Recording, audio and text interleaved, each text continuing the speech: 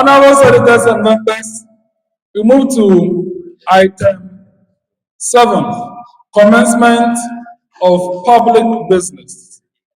Presentation by guest of honor.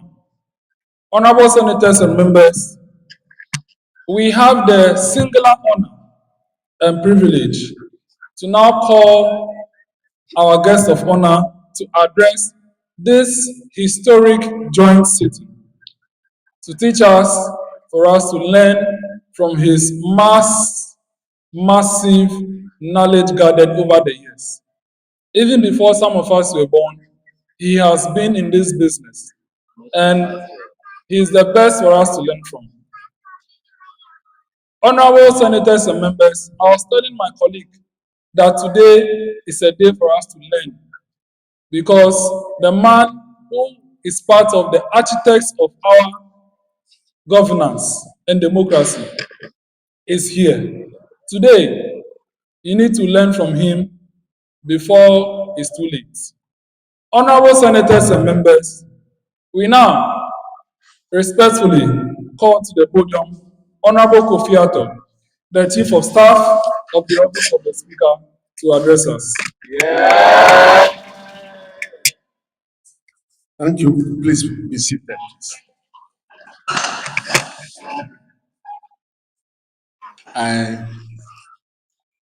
Okay. You won't drop it.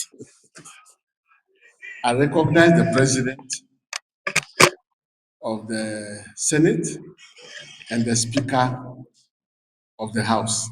I further recognize all members of the Senate and all members of the House, leadership, clerks. I recognize all of you. I'm always excited when I come here because it reminds me of several years back. And I think you are doing well, so give yourself a round of applause.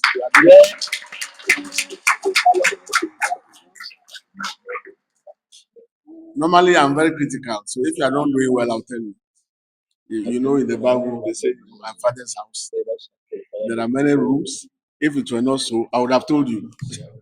So you are doing well. And I think the last time I met with you was when you came to Parliament, isn't it? Yeah. Yes. And then we also came here on the 30th anniversary celebration, but I was not there when the debate was held. And I heard you emerged the best. Of course, the best always comes from home. So I wish you well. Today, you know, I've been too busy since yesterday. You can't imagine the class of 1974. I'm talking about Asian history now, to all of you, Asian history. 1974 of Mauli School. Those who left school in 1974. It's 50 years since they were admitted to Mauli School. And they are in town. They came to celebrate the 50 years of their coming into Mauli School. And as the board chairman of Mauli School right now, I'm now the board chairman. Of course, I've been the last 5 years. They invited me to be part of the celebration. Come and see dancing yesterday. Not the time that you know now, the dance is the same, no matter the music. Our time, the music is with the dance, each music, and you should have come to see what happened yesterday. But yesterday, they made a big donation to Mauli School. They had fun. Today we had the church service in Mauli, and they just called me to lunch in Sky Plus. At the time I was speaking to you, I had to leave them there, and I'm here. From here, I have just 1 hour more to stay with you because the whole central NDC is meeting at Captain Fojo's place at 4, and I'm supposed to talk to them and meet my former teacher who is 80 years old today, Mr. Penyo. I have to go and visit him and remind him of the things that used to. So you see how busy the day has just started. But see what I've decided to do today is because you chose a day close to Kwame Nkrumah's birthday. I think that this choice was wonderful because it falls into the presentation of Kwame Nkrumah's birthday. So I want to tell you something little about Kwame Nkrumah. That's what I want to do today. Yeah. Because the argument of late is whether he's a founder. When we declared a holiday, and when I say we, you know what I'm talking about? I'm talking about the great NDC, the biggest party in West Africa. When we declared Kwame Nkrumah's birthday as holiday, it was called Founders Day. Called we believe strongly and without fear or favor that he is the founder of modern Ghana. What MPP did was to reverse the Founders Day name to August the 4th, when UGCC was formed. I'll talk to you about UGC, United Gold Coast Convention, and then retained this holiday anyway, but called it Kwame Nkrumah's birthday. I mean, so the argument is he a founder or do we have founders? Do we have a number of people who founded Ghana, or do we have somebody we can pinpoint as founder? So I belong to the very progressive group that believes strongly in our hearts that we had a founder. You see, when you have a football team, all the 11 players are part of the team, but everybody is not the captain. Everybody is not the captain. And when goals are scored, it is not everybody who scores, except that there are assists. Somebody will pass to someone to someone. We want to identify the captain that led us to independence and to the rebirth of the former Gold Coast. And that's Kwame Nkrumah. So I'll tell you a little about him. I've been looking for opportunity to tell you the history of Ghana from the time of Don Diogo de Azambuja, 1497, the first Portuguese who came around and and got to Elmina, and they found gold dust along the rivers there and stopped over there and changed the name Edina to Elmina. I wanted to start from there through the slave trade, what we call the legitimate trade, then British colonialism, and then. But today, I do not have that time. I will come back another time to tell you the history of Ghana. But today, let me talk to you briefly about Kwame Nkrumah, so that when you live here, you have a little knowledge about the man who founded Ghana. He was born on the 21st of September 1909. That's where Kwame Nkrumah was born. I mean, it was a Friday, so it's called Kofi actually. Yes, Kofi Wia. Kofi Wia, but he was named after an uncle who was Kwame.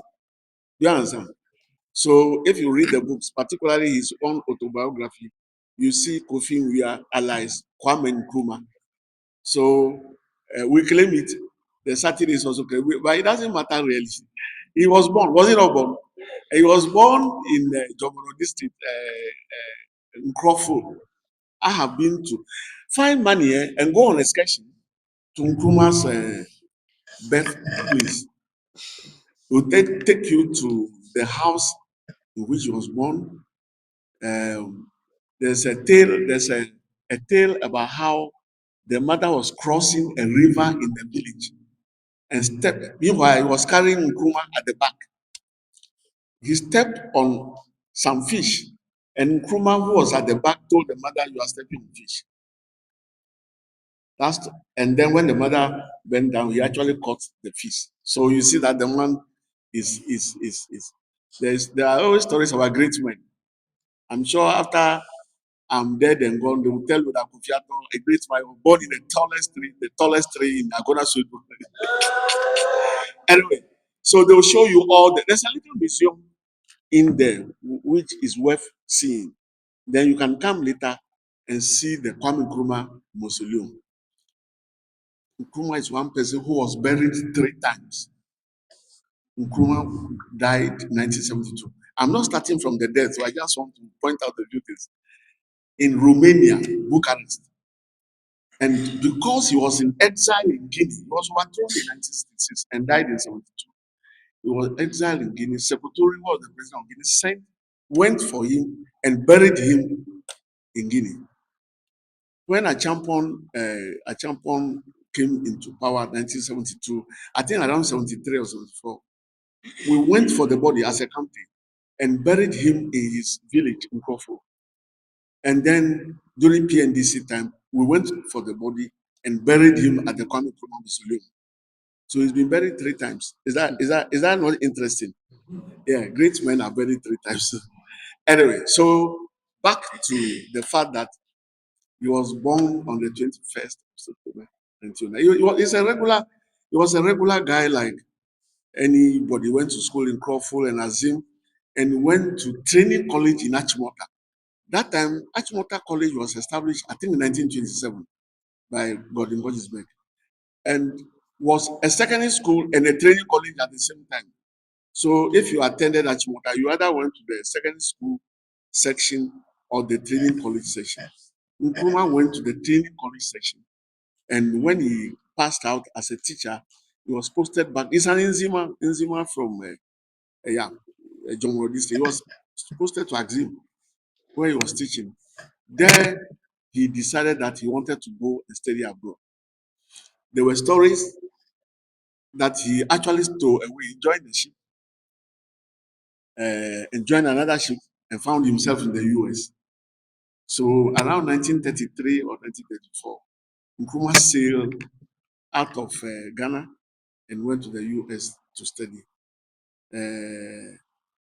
He was a hustler. He was working and studying and working and studying and got his first degree in divinity, in religion.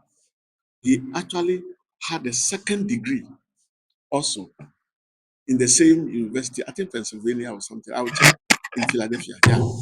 So he got his second degree and he was trying to do his PhD. So Nkrumah lived out there for more than 10 years. More than 10 years, he was trying to do his PhD. But then he got into a group of strong Pan-Africanists like Marcus Garvey. We'll talk about Marcus Garvey later. R.B. Du Bois. You have heard of Du Bois Center? These were Pan-African. These were Africans who were fighting for African identity. Kwame Nkrumah joined that group and became very radicalized. But something was happening at that time. There was something called Pan-African Conference, which was being held. Africa. When we say Pan-Africa, it means Africans living everywhere in the world. Slave trade carried us away. People are in the Caribbean. People are in Latin America. People are in the US. And some are even across in India. These are all Africans. As soon as you are a black man, you come from nowhere but Africa.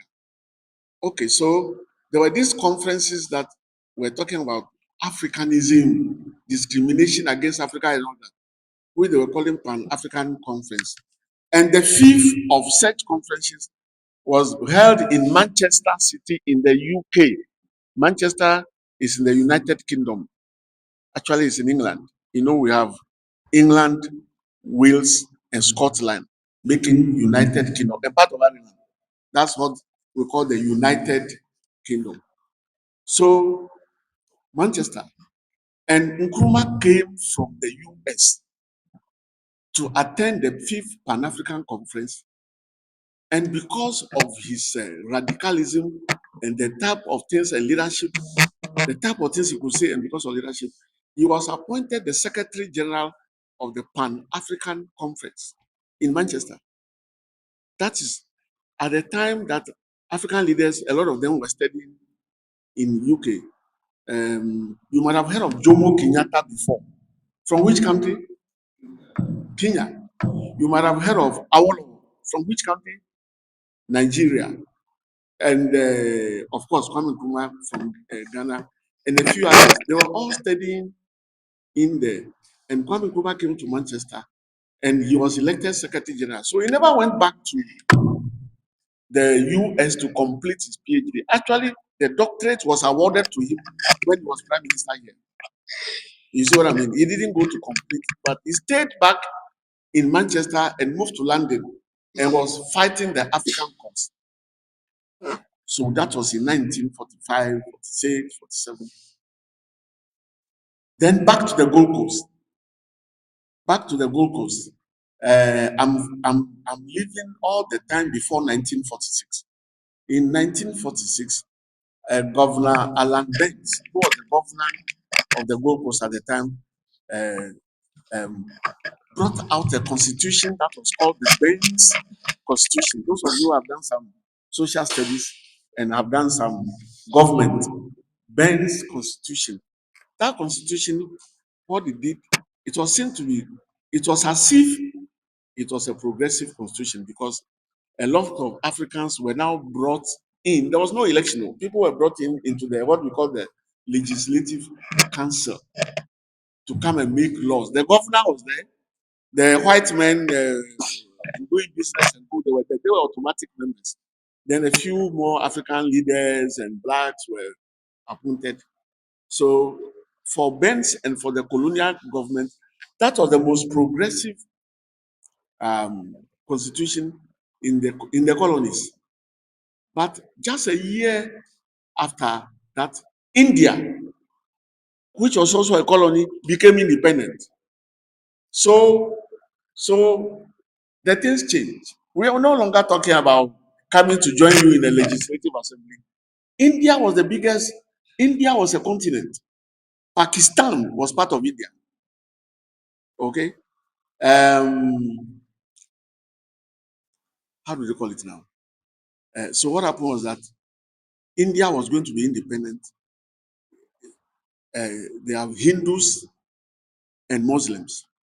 On the night before the independence, the India that we knew was divided into two, and the western part, which is the Muslim part, became known as Pakistan, and then the Hindu part became India. So the two countries virtually almost at the same time became independent. Then Bangladesh. Have you heard of Bangladesh? Have you heard of Bangladesh? Was part of Pakistan. And that one, 1972, Sheikh Mujib Rahman fought the Pakistanis and declared independence. The Sheikh's daughter, Amina, was the prime minister and she was thrown out about a month ago. So that whole place called India, Pakistan, and Bangladesh was one huge British colony, but they were divided into three. Now, if that were so, so why should we be satisfied with a Ben's constitution that was just given what we call tokenism? So the thing changed. But not only that, there was this businessman called Pa Grant. He was called George Grant. And listen to this part very well. He was a businessman. He was bringing timber and coal from the interior and selling and exporting. He was an exporter. And you know, Takoradi Harbor was built around 1925, 26, again by the same Gordonsburg. So you could go to the interior, bring the things that you want to sell. But anytime he wanted to sell his goods, the British who were controlling the ship lines were not favoring him. They would like the Lebanese, the Syrians, and the others who were competing with the Africans to export their goods for the main shipping line then was called Elder Dempster. Pagrant was not happy. His business was collapsing. He had moved from Axim to Takrady, and he realized that right now, what we need in Ghana is independence. We should be on our own and manage our own affairs and not waiting for the British. So he decided that all the movement, all the groups that were formed in the 1930s, including groups formed by J.B. Dankwa. You know, J.B. Dankwa was the brother of Ochinhini Ofori-Pini Ochinhini, who was then chief of Chebi. He was his junior brother, and because he was a good worshipper of the British, they gave him a scholarship to give to his brother J.B. Dankwa to go and study in the UK. So 1918, J.B. Dankwa got that scholarship and moved to UK and went and did philosophy. So by 1928 or 29, he also did some little law, went in through a few chambers and was and came back. So by 1928-29, J.B. Dankwa was already back, and in the 1930s, he and Azikiwe, Wallace Johnson. I'll come back to these names in a subsequent lecture and explain to you. There were all sorts of movements. So, but these were letter writers who would always write. They wanted the good things of the colony. They were not asking for independence. The earlier struggles were nationalist struggles who were asking, don't take our land away, like our Aborigines Rights Protection Society.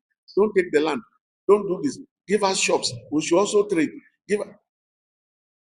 But Power Grant decided that no, we should go beyond that land. So he sent his cousin, who was called R.S. Blay, who was a lawyer, to come to Accra and look for his lawyer friends so that they could start a movement.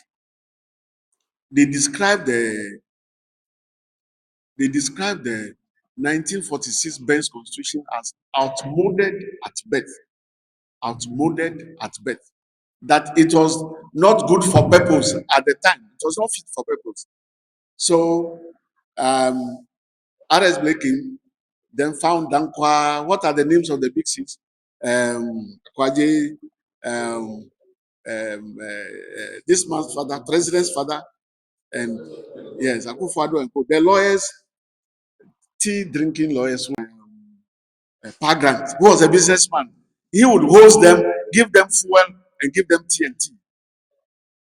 Until 4th August, 4th August 1947, they decided to form a party in Salt Pond. So that is when the United Gold Coast Convention was formed, with all these people I've mentioned, with the leadership of Grant as the chairman. We don't hear his name because he was not one of those arrested and called big six. That's why I'm saying. And R.S. Blay. R.S. Blay was vice chairman from the West, and J.B. Dankwa was the chairman for the East. That time, we had Gold Coast. Ashanti and was on its own. The Northern Territories were on its own. And then we had the Transvolta Togoland on its own. All these were not together. So the Ben's constitutions, these were just for the Gold Coast. Okay. So they formed this UGCC. But UGCC was just a group of big time lawyers. They were not doing much organization. The Akwaje was the youngest lawyer among them, and he was the acting secretary. He was also going to court every day until Akwaje proposed to them that he met a young man in Manchester. Do you know who I'm talking about now? Do you know who I'm talking about? Akwaje was studying law at the time that the Fifth Pan African Conference was held in Manchester. He was there. And he told Pagrant, I'm not your countryman. He's an Izima boy. Who, after that conference, didn't go back to US, stayed in the UK. If they invited him, if they were to invite him to become general secretary, the party will be more on the ground. So they met and agreed. So Grant sent 100 pounds to Nkrumah. Those days, they came by boat. You had to come by boat. I think it took 2 or 3 weeks to come by boat from London. The journey we do in 5.5 hours now. So the Nkrumah was invited. He had to consult all his progressive allies. He didn't want to come. He had a bigger dream of Pan Africa, but they made it known to him that you need a base. You need a base to fight. You cannot, if you say you are a fighter, you cannot be going around the world. You must have a base. No, that's why armies are in barracks. You must have a base where your logistics can be counted. So he agreed and sailed up. So by December 1947, Nkrumah had arrived in Ghana. He stayed with Park Grant for 1 month. He was given a vehicle and gave him an office in Saltpond in Accra, and he was appointed the General Secretary of the United Gold Coast Convention. That is when people started hearing about that convention for the first time. He went and formed the youth wing called Convention Youth CYO, sounding very Catholic. CYO, Convention Youth Organization. And then he taught the whole country, introducing Ghanaians to UGCC and mobilizing the youth. The mantra for the UGCC at time was self-government in the shortest possible time. Take note of this. Self-government in the shortest possible time. That was the slogan. Now, 1948 was a different year in the Gold Coast. Nkrumah started his work December 47. 1948, particularly February 1948, three important things happened which changed the course of the history of the Gold Coast at the time. Number one, there was this knee Bonitela, Osu Alata Manche. Is there a gun, any gun among you here? You are a gun. So if I want to buy kenke, you teach me how to buy it. Osu Alata Manche. He organized what we call the boycott of European goods. There was something called Association of West African Merchants. So you are young, so you haven't heard of Awam. Awam. When we were growing up, Awam was when they say you are Awam, it means you are like 419. 419. Awam means Association of West African Merchants. After the World War, they came together and were increasing prices of goods on daily basis. What I mean is um, GB Olivant was one. You have heard of UAC before. You have heard of Leventis. Leventis, Nkrumah bought Leventis and it became GNTC later. And all those Syrian, Lebanon was part of Syria, okay?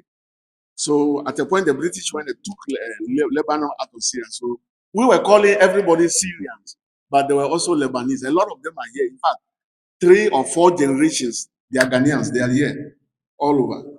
So all those groups that had shops, and then our people were only agents. You go to the whole the warehouse, get the goods, and come and sell. They were increasing prices. So Ni Bonitela organized a movement. Ni Bonitela is an interesting man. The father is Gan and the mother is Brom. So he was a chief, he was a Nana in Techiman and Ni in Accra. And he was selling goods. It was quite rich. Those days, these are the petty bourgeois. We don't produce, but we just sell goods. Petty bourgeoisie. He decided to organize a boycott of goods in so that people don't buy the goods of the Asians and Syria. It was very successful. That that that was the whole of February up to 28th of February 1948. Goods, people were not buying any goods. We were being independent. And the British government was quite worried because you see, they used to call Gold Coast the model colony. Model. We are for us always yes, sir. We want to be nice and gentle. When people are demonstrating, we are laughing and all that. So they didn't know how the model colony could really be organized by a non-white to boycott August. But that same month, 28th of February, when the boycott was ending, ex um, ex-military people, ex-servicemen, those who they came and recruited to go and fight in the Second World War. The British came and recruited our people to go and fight for them in the Second World War. Some fought in Burma, and that's why we have Burma camp. Okay, Burma and Co. They are all in Asia. Ex-servicemen, gingered by Kwame Nkrumah and Dampa, also took a petition on the very day that the boycott was ending, and were going to present it to the governor in the castle. Those of you who know the castle from the Independence Square, they were marching to the council where the police, the colonial police under Emery stopped them and this asked them to return. They didn't, and they shot at them and killed 3.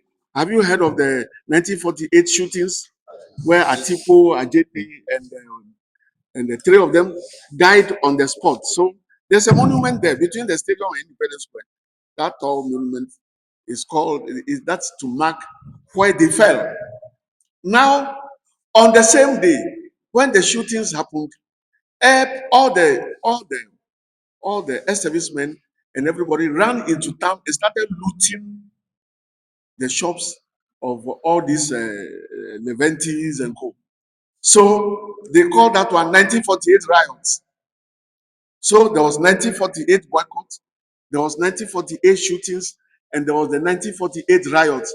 And these riots were all over the country. Takura Dike, Kumasi, everywhere. People just entered shops and picked whatever they liked. There was so much mayhem, confusion, disorder.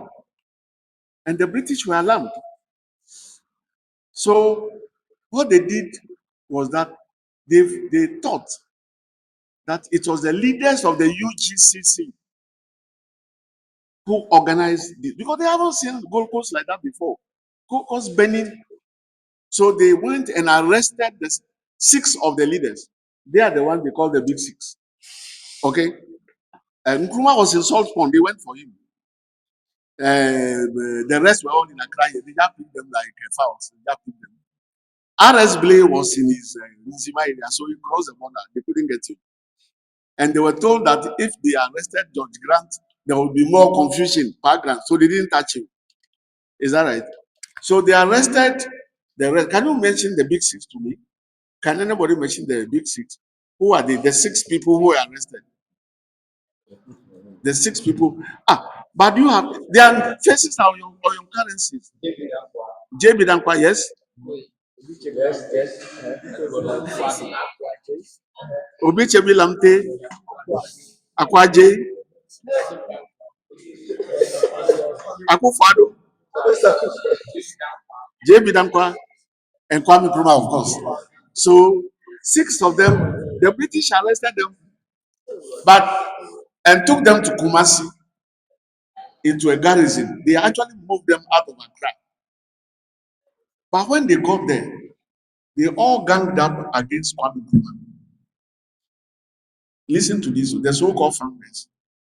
They told the British that it was Nkrumah who was the communist, he was a socialist, he instigated the strike. They ganged up against Kwame Nkrumah to the extent that Nkrumah had to be moved out of Kumasi to Paga in Upper East. And Akwaji also was sent to Kamali. They scattered them. So the British set up a commission called the Watson. They brought somebody from UK, Watson, to form a commission to find out the causes of the riots, the boycott, everything. It was there that the Watson said, no, Gold Coast was beyond Ben's constitution. They needed a new constitution which will give them direct election. So Kuse was a Ghanaian lawyer. Kuse was asked to lead a constitutional committee to set up what we call the Kuse Committee. And that came out of the constitution. The governor then was called Aden Clark. So the constitution was called Aden Clark Constitution. Came in 1950. And that constitution says there should be direct elections from Ashanti to the Gold Coast. That time, my people here were still not part of it. From Volta, we were not part of it at all. We were still under the UN mandate. When the Germans was defeated, German land was divided into 2. The English took this part, and the French took Togo. We were all one country up to Benin, but the British took the one here, and the French took Togo. So we're the same people. So we were then under British mandate. Okay, so 38 seats were to be voted for directly. Meanwhile, in 1950, Nkrumah declared what they called positive action. It was in his write-up that one of the ways to I've even jumped the gun. After they were arrested and released in 1948, they wanted to remove Nkrumah as general secretary of UGC and put all sorts of allegations against him. Was a communist or socialist. So in 1949, I think in May or so, Nkrumah came out and formed his own party called the Convention People's Party. He just used the CYO, the youth wing that he had. It was also formed in Salt Pond, but based in Adedenpo in Accra. Yeah. So CPP was formed. Nkrumah broke away from the UGCC. CPP was formed. So when the Denkla Constitution talked about election, it was then between UGCC and CPP. The election was to be held in 1951. But in 1950, Kwame Nkrumah declared positive action and got railway workers and others to go on strike. So he was arrested, tried, and jailed for 3 years. But it was on 3 counts and 1 year on each count. So eventually, he was to be in prison for 1 year. So when the campaigns were on to do the elections in 1951, Kwame Nkrumah was in jail. But his best friend was Bedema. You have heard of Kwame Bedema before? He was then leading CBP Kojobocho. They campaigned for Nkrumah. They put him up as a candidate in Accra, then Zimmerman, Accra Central, against Obichebi Lamte's father. And the elections were held. Nkrumah won from prison. He won from prison. Huge votes. So the British didn't have any choice but to release him. So they released him in prison, drove him straight from James Fort to the castle where he was made the leader of government business. He was asked to form a government. UGCC won 3 seats, three. Dankwa won one plus two others. And there was an independent candidate somewhere in Accra. So that's how Kwame Nkrumah became leader of government business. And by 1952, that post was changed to prime minister. So from this time on, it was Nkrumah's show. And the other parties, then Nkrumah drew a new constitution in 1954, which brought in the northern territories, everybody. And elections were held, 84 seats. Nkrumah's party won over 60, but there was Northern People's Party called MPP. They won 12 seats. And Buzia also formed the. Now, Professor Buzia also came in. He formed the party. They won 2 seats. There was Anglo Youth. Angola was not part of the German colony. Angola was not part of Transvolta. Angola, even up to Peki, they were not part of Transvolta. So Anglo Youth, Modesto, Apalu, they also won some 2 seats. There was a one in Accra, Gan Shifimope, that's the name. They also won some 1 seat. So all those 1 seats, but Nkrumah won all the seats. So Nkrumah was looking for independence around 1955-56. But there was a new development in 1956 where the Ashanti as a colony, those the Brown and Ashanti was one. When we talk about Ashanti colony, we are talking about Brown Afro and Ashanti. They decided that because cocoa was the major export and they were the biggest producers of cocoa, and the cocoa money, Nkrumah set up a lot of schools in the 50s. A lot of them are celebrating their 70th and 75th anniversary when most of the Cape Coast schools, and he set them up. And Ashanti, the chief linguist of Ashanti, formed a party called the National Liberation Movement. They said they were liberating Ashanti from the rest of Ghana, and their slogan was Matimihu. You understand Matimihu? I'm separating myself. I'm taking myself away. And that their cocoa money was being used to develop the whole of Ghana. They needed the money for Ashanti. So this whole we are on our own, we don't belong to Ghana, it's not new. Okay. So because a new party was formed, I'm ending very soon. I'm just talking about Kwame Nkrumah. Because a new party was formed, the British insisted that there should be another election before independence. We would have had our independence in 55 or 56. Nkrumah tried to resist it, but the British said, look, there's a new development. Do a new election. So 1956, there was an election. But before then, Nkrumah made us in the Transvolta Togoland to do a plebiscite to decide whether this part of across the river will be part of the Gold Coast, will be independent, or will go and join Togo. 1956. The question is, do you want to be part of Gold Coast, or you want to join Togo, or you want to be on your own? A plebiscite was held.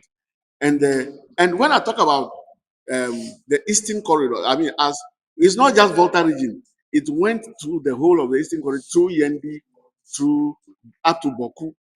All of us were under the Germans and now under British protectorate. The vote was held, and the vote agreed that we should be part of Ghana, and therefore we also took part in the 56 election. Two people won seats. One from my village, it's called Kojo Ayeke. That was Ho West. And then one from SG Anto. That time, Bantu Ho and Ko were all one constituency. Yeah. Okay, so this election too was held. Kwame Nkrumah cleared almost all the seats. So Buzia then became the leader of the opposition. Although the Northern People's Party, Abai Fakabo and Co., they had 12 seats. They were the highest minority party, but they joined up and made Buzia the leader. And then we had.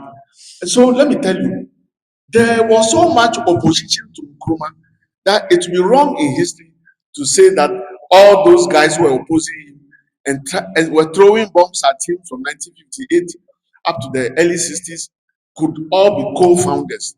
So we had independence, and in 1958, Nkrumah brought a law to say that any party that was not national, that was founded on regional basis or or religious basis should not exist. So the Northern People's Party, the Ashanti Party, the Islamic Party, the Gan Party, the Ebe Party, they were all going to be defunct. So they came together to form what they call the United Party. Have you heard of UP tradition before? That's what it means. All of them came together. But Nkrumah led us into independence. Now, 1960, we wanted to be Republican. And there was also another plebiscite, Nkrumah and Dankwa. And Nkrumah won about 90% of the votes to be the first president. They conspired against him, overthrew him in 1966, and started messing up the country up to this time. So I I I I just wanted to single Nkrumah up to tell you how he was full of ideas. You may want as young people to buy Nkrumah's books wherever you find them. The first one you should buy is autobiography. It's on sale all over. Autobiography. Auto means myself. Biography can be written. You can write about me, but when it's auto, it means I have written it myself. Okay. Then Africa Must Unite. He was in 1958. He had two conferences here about Pan Africanism, and all the countries that were not independent. There was a conference of African countries under colonialism. They all came to Accra. Then there was a conference of independent African states, and he led the movement for the formation of the OAU in Addis Ababa and all that and all that. So what I'm trying to do to you now is to isolate Kwame Nkrumah and tell you something about him. When in the year 2000, Africans were to vote for the greatest African ever, the whole of Africa, BBC conducted that. It's Kwame Nkrumah who was voted for. So if you go to Addis Ababa now at the OAU conference place, his statue is the only statue in there. He's the greatest African that ever lived. And I don't know who will get to his stature. And um, from now, and he truly and well founded Ghana. As for his projects, he was far ahead. Nkrumah's problem was that he was far ahead of his contemporaries. They couldn't understand why he could build a motorway or build a Akosombo Dam. So what are you going to do with the power? I mean, where are the industries? Nkrumah did. He built a motorway. When we were growing up, there were so many factories. Even matches was being done in Kedi. Lorry ties were being done in Western region. Mattresses, everything. There were more than 200 factories. They are all gone now. And we are now buying things. We are even buying rice and tomatoes. So that is about Kwame Nkrumah and the history. Is part of the history of Ghana. I'll find time to tell you about Ghana because you see, as I said, Nkrumah is the founder, but there were others who we can call makers of civilization, from Pa Grant, from John Mensah Saba, who formed the Aborigines Rights Protection Society. You have to add Bedema, Butchery, had to add people even into the 70s, Esther Okulu and co. We needed to list all these people and recognize them. But among all of them, Kwame Nkrumah is the greatest, and he founded our country called Ghana. Thank you very much.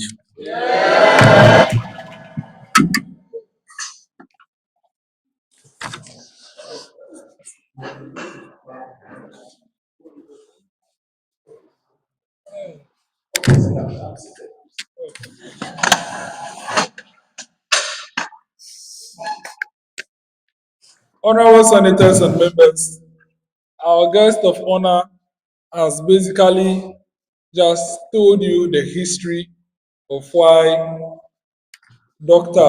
Osagyefo Dr. was named the founder. I was deliberating with my colleague whether or not to allow for questions and answers, but we have agreed that we would give each house an opportunity to just ask one question. You see? Yes, just one question each because Honorable has just 15 minutes to depart. Because apart from questions and answers, we have one item to do before you go. So just one question per house. We are sorry. Just one question.